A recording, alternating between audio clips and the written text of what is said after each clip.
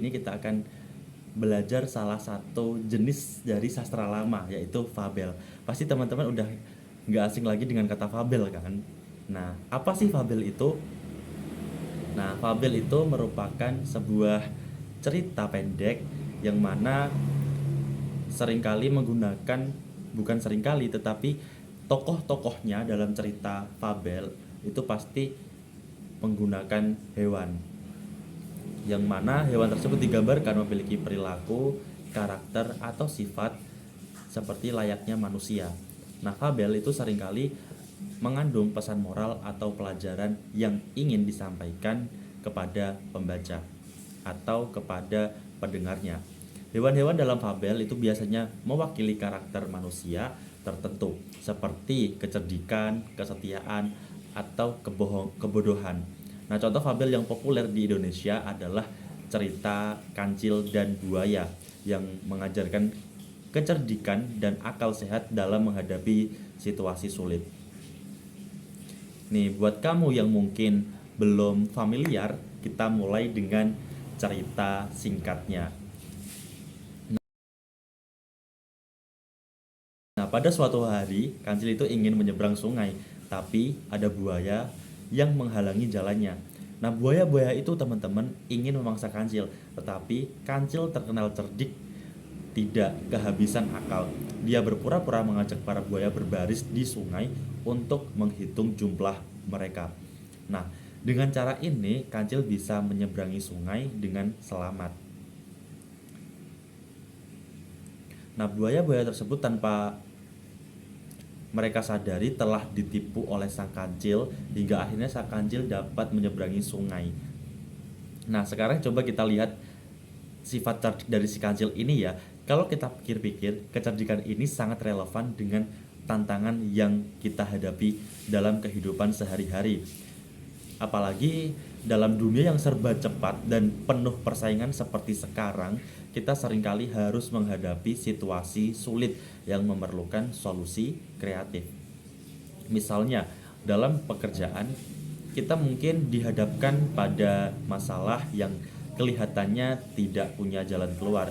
Nah, disinilah kecerdikan ala Kancil dibutuhkan. Orang yang mampu berpikir cepat dan menemukan solusi kreatif akan lebih mudah mengatasi hambatan, seperti bagaimana Kancil berhasil mengelabui para buaya. Nah, bukan hanya di tempat kerja ya teman-teman. Nah, kecerdikan Kancil itu juga bisa kita lihat dalam bagaimana kita menggunakan teknologi sehari-hari. Di era digital, kita dituntut untuk lebih adaptif dan inovatif. Mereka yang mampu memanfaatkan teknologi dengan cara-cara yang cerdas, misalnya dengan memulai bisnis online atau berinovasi dalam pekerjaan, bisa bertahan dan bahkan unggul di tengah persaingan yang ketat. Sama seperti Kancil yang tidak kalah oleh kekuatan buaya, kita pun tidak harus kalah oleh kesulitan atau tantangan yang besar. Nah, dengan pemikiran yang cerdik seperti ini, kita bisa menemukan cara untuk tetap maju. Namun, ada hal penting yang perlu kita cermati dari cerita Sang Kancil ini. Kecerdikan tanpa moralitas itu bisa jadi berbahaya. Kancil memang cerdik, tapi ia tidak menyakiti buaya-buaya itu. Ini mengajarkan kita bahwa kecerdikan dan kreativitas harus diimbangi dengan etika dan tanggung jawab. Di masa kini, misalnya, kecerdikan dalam bisnis atau teknologi harus tetap memperhatikan prinsip-prinsip keadilan dan kebaikan. Kita tidak boleh menggunakan kecerdikan untuk menipu atau merugikan orang lain, seperti dalam cybercrime atau praktik bisnis yang tidak etis. Jadi, kita bisa belajar dari Kancil untuk selalu berpikir cerdas, tetapi tetap berpegang pada prinsip yang baik. Nah, itu dia teman-teman relevansi sifat Kancil yang cerdik dengan kehidupan kita di masa kini. Dari Kancil kita belajar bahwa kecerdikan, kreativitas, dan pemikiran strategis sangat penting untuk bertahan dan sukses di zaman modern seperti saat ini. Tetapi ingat, kecerdikan harus selalu disertai dengan moralitas dan etika ya.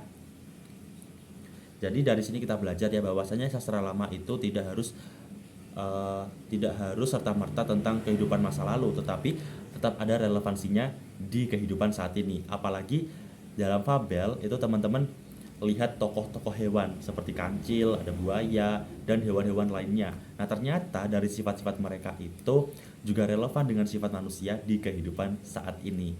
Oke, terima kasih sudah menonton. See you next video.